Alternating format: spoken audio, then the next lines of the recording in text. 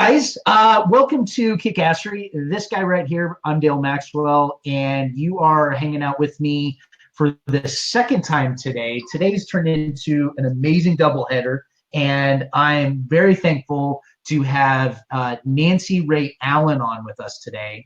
And I'm going to let her introduce herself because, of course, she's going to do a way better job than I am at that. But Nancy, I've been kind of watching what she's been doing from afar, and I just got this wild hair up my butt last week, and I gave her a phone call. Or I messaged her and said, "Hey, can we have a phone call?" And she's like, "Sure. How about in an hour?" I was like, "Okay," and we totally hit it off. So, guys, I want to introduce you to Nancy. Nancy, thank you so much. Who are you? What do you do? Give us the lowdown. Hey guys, I'm Nancy Ray Allen, and I am a life and business coach. And what do I really do? What I do is I help you get whatever it is that you want, and I help you get clear on what it is that you want. So right now, a lot of the projects I'm working on are with solopreneurs, really helping them launch and or grow their passion-driven business. So I work with coaches, intuitives, network marketers, lots of different people in lots of different industries. And the first thing we do is we eliminate the bullshit, like the reason that you're not doing it and doing it successfully. And then the second thing we do is we really, really amp up, unleash your gifts, your unique genius, your spiritual gifts that no one else has. Just like we all have unique fingerprints, we all have unique ways of seeing the world and showing up in the world. And then the third thing we do is we just scale it. We just leverage it, and we be sure that it's in balance and flow with your lifestyle preferences. So there it is in a nutshell.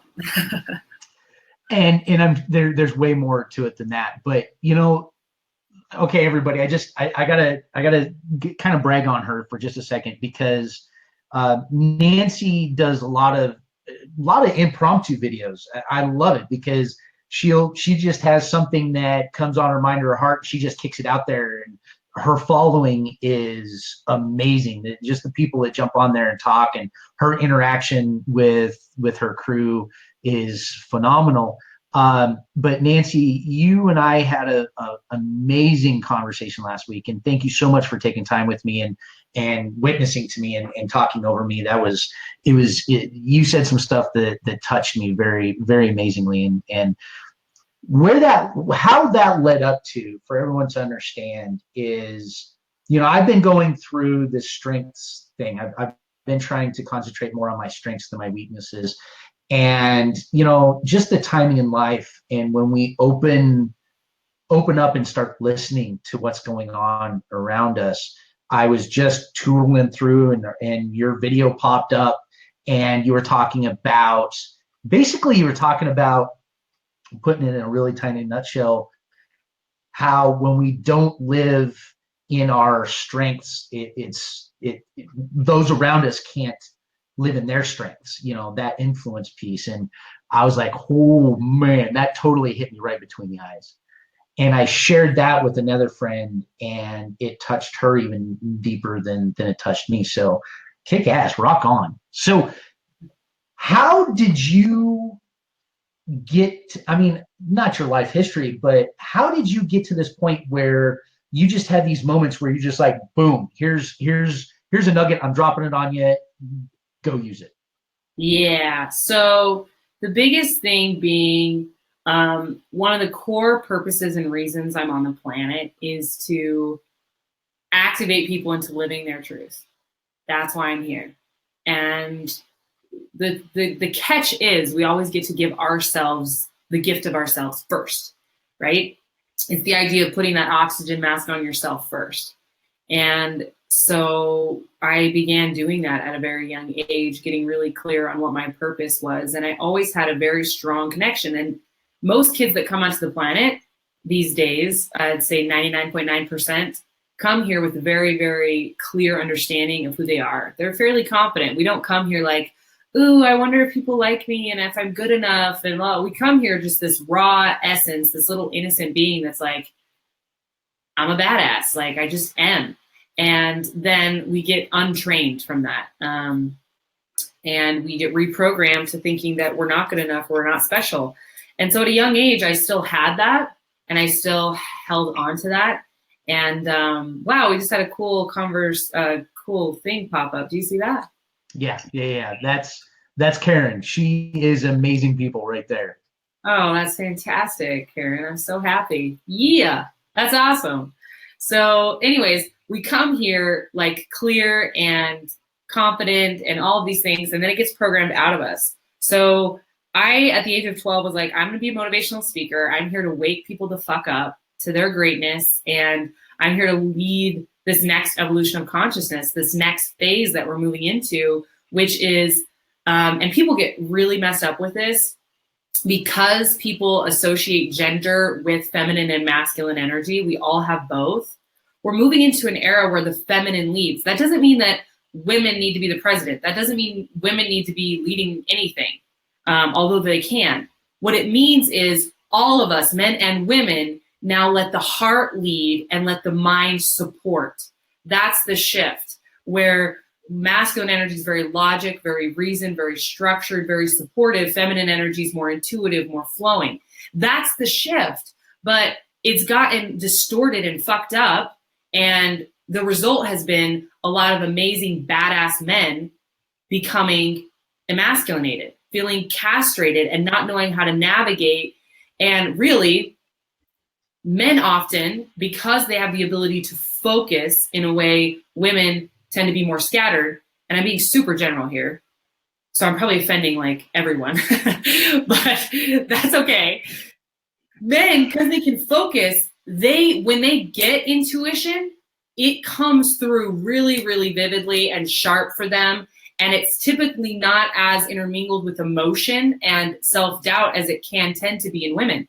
And so I'm just, part of my passion lately, and this is totally like, we're off on a side note here. No, you're good. Really supporting badass men in owning the fact that they can still be manly men, and lead from the heart and allow their own masculine logic and reason to support that, to build the system, but from a place of intuition first. That's what this whole new age of like the feminine rising, it's not women rising. It's literally impossible for someone to rise without everybody rising. It is possible for someone to like, pile up a bunch of dead bodies and climb on top of them. That's not rising though, right? That's like ego driven, like let me thrust myself up to the top, and it's temporary. I'm talking about everyone, we're all connected literally like by all these strings of consciousness. When one person rises, everybody rises. It's not a competition. There's been a bullshit story, and I'm sure you've seen this, of competition between the sexes, and it's old school thinking, and we're done. I'm done with it. No more of it. So you, starting at age 12, got the direction and the passion to go to what you just spoke a lot about right there.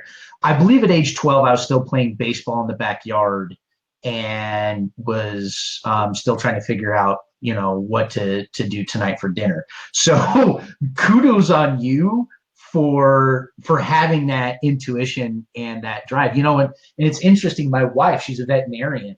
At 5 years old, she knew what she was going to be when she grew up.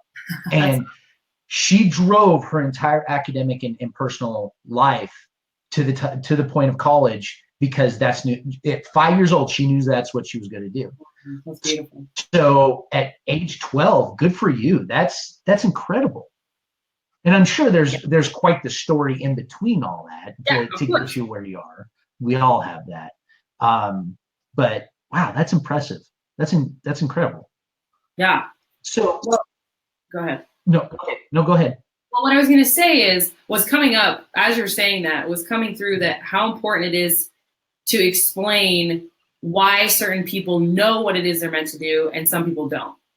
And it really depends on how soon and to what degree and into what areas of your life enters in the critic. The critic being everything that's wrong about you, right? So, you're lazy, you're dumb, you're slow, you're impulsive, you're whatever it is. And it depends on where that came from and how soon it comes, but it's a blinder. It completely blocks you from really seeing your truth. And there are some people naturally more driven. That's part of their gift. Like me, your wife, other people that are just naturally more driven, that this fire inside of them pulls them through some of that criticness and has them find their purpose quicker and sooner. That's part of their soul path, is to be the activators, inspiring everybody and giving everyone permission to find their soul passion. The key being, anywhere that you're making yourself wrong or bad for your preferences, your desires, your passions, those places, those deep, dark places are where you're going to find your path, like what you're really meant to be doing, where you're meant to be doing it, who you're meant to be serving. And the other thing I wanted to add really quick on that was, what was it? I'm going to get it. Like, because I know there are people watching this that are like, ooh, I wish I had that. Like, I wish I just knew, and I wish I was just passionate. And, I wanted to say this. So maybe we can ask our viewers, because we've got quite a few cool people on here right now. Maybe you guys just throw, I don't know, what do you do? Do you throw up an emoji? Can they do emojis on these? Not on this side, but it does pop up on the Facebook side. So give us like an emoji in the bottom. Give me a face, like a facial expression. I'm watching them right here. There you go. Give me a facial expression of your perception of the generation of millennials. There's a lot of hilarious videos out there. You guys have seen them where it's like being the employer of a millennial, how intense and difficult it is, and all of that. Give me emojis. I want to see these, you guys, of what your perception is or opinion is of millennials. What's your take on them, Dale? And it's interesting, because I was just going to bring up a piece of that puzzle too, is that I think there's an age discrepancy here as well, because millennials are now in the workforce or in college, and our high school kids now are Generation Z. So unfortunately, a lot of us old fogies, are lumping in our high school age kids in with the millennials, and there is a gap there. But my thing with the millennials is us as Generation Xers, the baby boomers are putting our expectations of how we were raised on them. It's unfair, and it's rough. But at the same time, though, I don't personally have a problem with the generation, because I know farm kids who have the same ideals that I do, but they're 15 years younger than I am, 20 years younger than I am. I know city kids that are my age that have different outlook on life than I do. So yes, there's a generational gap, and I'm kind of going off on a wild tangent here, but I just feel that we need, I don't know. I just think that there needs to be more of respect. I think that we need to be more of a community than individuals, and putting ourselves on these generational islands doesn't help us as a society. There we go. So you're nailing on some really key things. One being, anytime we create a category, we create division. Anytime. And there is a way, I love the emojis people are throwing up. There is a way to still create categories for the sake of conversation, realizing that you step into the category, but in the end, like the end result after you travel the journey is always back to oneness. It's always back to oneness. So some people are like, oh, don't categorize, don't create division. I'm like, yeah. And like, there are paths that walk through division temporarily to bring us to like new levels of understanding. Jessica, millennials are in tune with the planet more than any other generation. They can be. That's very, very true. So every generation has a shadow side and a light side.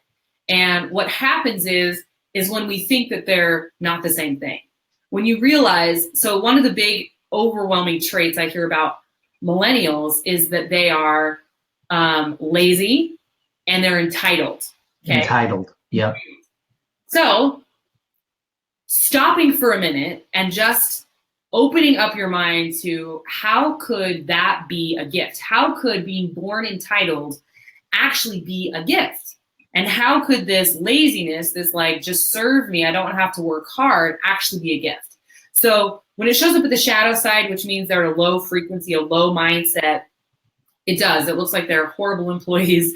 They're not very dependable or reliant. They're like all sorts of just, they have lots of addictions. It's a generation of addiction, whether it be drugs, alcohol, video games, Facebook, whatever it is.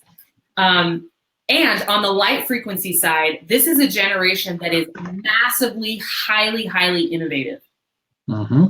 Absolutely. They have some of the wealthiest people right now are millennials that have created these incredible businesses, like these young 23-year-old, 24-year-old kids creating these massive, massive businesses and totally transforming the way that we approach technology, we approach healthcare, the way, like they're innovators. And so when we can realize all innovation, this is my belief system, all innovation is born out of laziness. Think about that for a minute. Why would we ever take the time and energy to develop a riding lawnmower? Because we're fucking lazy. We don't want to be pushing that like hand crank piece of crap. We're lazy.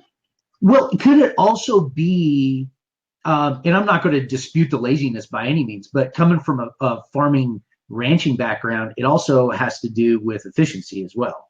And I look at like Uber, Uber, you want to talk about a lazy thing. I don't want it because I drive Uber, right? And I take a lot of college kids from this side of campus, 4 blocks over to this side of campus, or 6 blocks over here. And I'm like, really? You can't take your happy ass from here to there, really? But at the same time, I don't know if it may be a laziness, but I think it's an efficiency thing too. Well, it's the same thing. Okay. Right? So laziness is the shadow, efficiency is the light, gifted side. Okay. Kind of like bossiness is like the negative like side of like leadership. Do you see this? Okay. So it's like what we get to do is we get to feel in to these words we've used to label people, right? Like people who are selfish, it shows up on the shadow side as selfish, and it can show up on the light side as really independent, not codependent, right? Or taking care of their own needs or doing self-nurturing. And when it's in the light side, it can be an incredibly healthy thing we could all learn from. We could learn how to say no better. We could learn how to tune in and go, well, what feels good to me? On the selfish side, it looks like complete disregard for anyone else's feelings or opinions, right? So there's two sides to every coin. And when we stop making labeling and like condemning the whole generation or the whole person or the whole whatever as this one objectification word, millennial or lazy or entitled, we're able to see how multifaceted they are and how we can actually utilize them and their gifts to make better, wonderful, smiling kittens and dancing puppies world. Well, and talking about, just expanding a second on the whole generational gap thing, the us generation, technically I'm not even Generation X, we're the lost generation. There's like 4 or 5 years in between there, whatever, but Generation X, if you look at the greatest generation, which is World War I, World War II, they looked at Generation Xers as lazy pieces of garbage too. We were undedicated because we weren't willing to work at the same business for 40 years. They looked at us as not empathetic because we wanted to be more independent. So, every generation, if you look at the generational gaps, every generation from this point forward, there's going to be issues. There's going to be disconnections and misunderstandings, and it's going to happen, period. But that's one of the things I love working with high school kids. High school kids are my favorite age group, for partly is because it keeps me grounded and it kind of keeps me in the loop of what that's going on. But it also keeps me young. It helps me with my optimism. It helps me with my energy. And I can tell you one thing, when I'm not working, like right now, I'm not working with teenage kids, and I can feel it. because it's kind of like my therapy. I can pick on them and they're not going to cry every time. Whereas my 3-year-old, I can only pick on him so much, and then he goes in the corner and cries. So real, we would call that a golden thread. Okay. Golden thread. So golden threads are like little clues, little hints of when you're most on, like most in flow, most in your zone. And we can have many golden threads, and it doesn't mean that our career or our soul-driven business has to have all of them, because there'll be so many, right? We're right. So multifaceted, no different than, I love to use the example of The Rock. You've heard me use this example, right? He started out as a professional football player, then he became a wrestler, then he became an actor, now he's singing, right? So, and another great example is Steve Martin. Right now he's traveling around playing that banjo thingy. Banjo, yep. You know what I'm saying? So it's like, we're multifaceted and we're going to evolve and, flow in and out. And the idea is to design a lifestyle and a life where you have as many of those golden threads incorporated as possible. And the ones that give you the most juice, because no different than an introvert goes to a party and they leave drained, an extrovert goes to a party and leaves hyped up. That being super general, right? No different. Like, you go in and engage with teenagers, you leave amped up. And that energy, this is what I want people to get to. This is like the golden clue of all wealth, mastery, and abundance, is seeing energy, your energy, as the new currency. You're turned on, you're happy, you're flowing, you will create abundance. You will have an abundance of ideas, you'll have abundance of intuitions, abundance of opportunities, abundance of support. People will show up just to watch you burn, because they want that. There are people who follow me online that don't even agree with half of what I say, but they want to come watch me burn, because I'm just like, right? Oh, when you're on, you're on. Right? I love it. You're absolutely right. Yeah. And people can feel it and sense it. And so that's why, what is it you love to do? How can you give yourself a version of that now? Like, if you were my client, I would say, Dale, I will not allow you to go another week without interacting with teenagers, supporting them in some way. Get your ass out of where you are and get in a community, get involved with teenagers now. Because you'll go there, and I don't care if you're volunteering, I don't care if you're whatever. You'll go there and you'll leave there turned on. That brings up a good question. And as we're going through this, and you and I talked about this shortly last week when we were on our phone call, is the shiny squirrel syndrome. Is for those of us who have a lot of those golden threads, and we have a lot of interest, and we have a lot of skill sets and things like that. How do we, I guess, I don't know if this is the right way to ask it, but how do we manage that shiny squirrel syndrome, where we're like, ooh, I want to do this. Ooh, I want to do this. Ooh, I want to do this. Shiny squirrel syndrome is caused by money issues, primarily. Because what happens is, you do something, you launch it, you're passionate and excited about it, and the minute it's not lucrative, you're changing directions. So it's any time that the way it's no different. The heart's leading and the brain's following, monetization will always be there.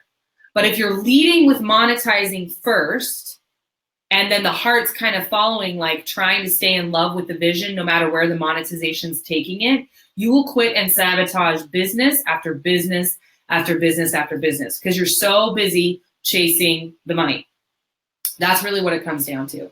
So it takes massive amounts of trust and vulnerability and courage and kick-assery to surrender the brain that wants to control and allow the heart to lead, and to say, this is what would be really juicy and fun and yummy. And do so in a way where the vision of monetization, holding boundaries, masculine holds boundaries around time and exchange, like honoring your rates. Like, if someone's trying to come and get, I don't know, it's really interesting, right? Because what I do for my business is coaching. And I had a woman the other day that was like, hey, like, I want you to mentor me. And she meant like mentor me for free. And it was really bizarre. Like, it doesn't make sense. It's like someone who teaches karate for a living and they get paid to teach karate. And someone's like, hey, will you mentor me for free and teach me karate? Only that's what you do for your living. It's like, sign up for one of my classes, bro. Like, that's what I do. And so the masculine is the part of me that you can see that's like, fuck no, right? It's like boundary, boom. And that's something soul-driven entrepreneurs struggle with. When you're not fully integrated, masculine and feminine, you're either over giving and not making any money, or you are so busy trying to make money that the heart's not involved. So we want to have both. Like, they get to be a team where the feminine's like, this is what I feel inspired to do, and the masculine's like, this is how I'm going to support you and create boundaries around your time and around your economy, so that there's an equal exchange there. So, like, this is the goal, right? Mind blowing is the healing and the unification of the masculine and the feminine, so that you are like, you're accessing all of your potential, not just your brain power, not just your intuition, but both are united. And it's like, wow, magic. All right, so everybody, you better be sharing this shit, because that right there is money. So share it to yourself, share it to your buddies, share it to your business partners. This needs to be shared out there. And I need you guys right now to comment, kick ass, and say thank you, because that right there, Damn. Damn. That's what I do. I was going to tell you this. When you were saying that, I was thinking about one of the things I do, not every day, but every so often, is when I'm like filling in the low feelings. I'm like, I'm going to go look at myself in the mirror, sometimes naked, sometimes with clothes on. And I'll just like look at myself, and I have this really weird voice I'll do. I'll be like, damn, girl, damn. And I just keep saying that over and over again. And it's so funny and adorable, and it just makes me happy. And I have a lot of respect for you for having that ability to do it. I mean, because I read you're a triathlete, you're a bikini model, you're all of these things, right?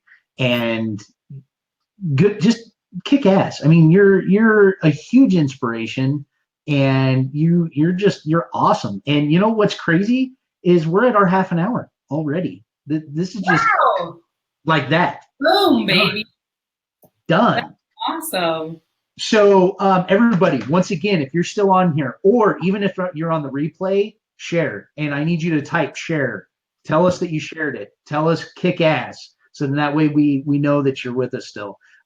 So with all this, Nancy, beyond just my gratitude, my being thankful for you doing this and sharing with everybody. You've been dropping nuggets this entire time. What's a final one or two things that you want to kick down to everybody and encourage them, especially if, say, there's quite a few of us that are on here. We're either doing something that's way outside our comfort zone, that we've got the chutzpah that we're pushing to do something that's throwing us out of our comfort zone, or we're just starting something. What do you have for us to leave with on that? So the final message that I have that's coming through for everyone right now is, first of all, to stop minimizing your impact. Stop minimizing the necessity that the planet, your family, your loved ones, your tribe has for you to stand in your genius and in your greatness. Because when you are minimizing your impact, when you are minimizing the value you bring, you will buy into the bullshit, the lower archetypes, the excuses, and all of that. And it becomes very justifiable. But I mean, if I could do anything, what I would do is I would transmit through this electronic system the truth that there is nothing more fulfilling, satisfying, and necessary than for you to be outrageously fucking happy and abundant and turned on. We would eradicate all addiction. We would eradicate all abuse inside homes and of children if people were happy and really living true to themselves. When I'm happy, I am the most patient, loving parent on the planet. When I'm unhappy, I am borderline psychotic. And I am like, my children are not emotionally safe around me right now. I'm going to go to timeout. And this is the key. You being you. And I want you to give yourself so much permission and step into like what else is possible for me and what do I really want, and begin to believe that it's real. There's nothing in my life that says that I should be a 6-figure coach right now. Everyone who's known me and was raised around me saw it, but I was raised in Idaho. I mean, I know I don't have a rich family. I wasn't born in, like, I don't have this massive network that's amazing. It was literally a little girl that wanted so much for people to see and own their brilliance. And I kept following that. And even when there was critics, and even when there was times I would quit or stop, I kept fueling and following that fire inside me. And now I can't even believe how magical and beautiful and blessed my life is, and the people I get to inspire and activate. So that's the final thought. You used a word in that is very important to me personally, and that's permission. Permission for ourselves, and hearing permission from our influences in our life, like you right now, saying the words, I give you permission to, you know, and for some people that seems very minuscule, but for those of us who put a lot of power in that word, and I didn't realize how much power that word had for me till a couple, 3 years ago.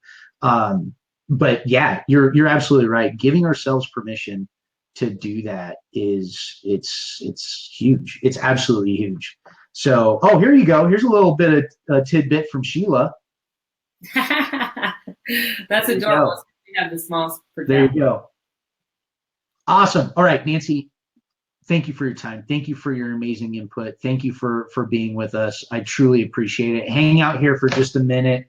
Everyone else, say thank you to Nancy. Give her a huge shout out. Nancy, do you mind putting your contact info in the comments after we're all finished with this? So yeah, I'll just tag myself and people can go find my page. Awesome. Awesome. All right, Nancy, thanks again. Once again, stick around for just a second. Wow. Freaking wow. If you didn't get something out of that, then you weren't listening. So everyone, thank you very much for hanging out with Kickassery. This Friday, I'm going to be doing a little solo. I'm going to be taking all the nuggets that I learned this week from Kenny and Nancy here. We're going to do a little solo show on Friday. So keep some peeps out for those.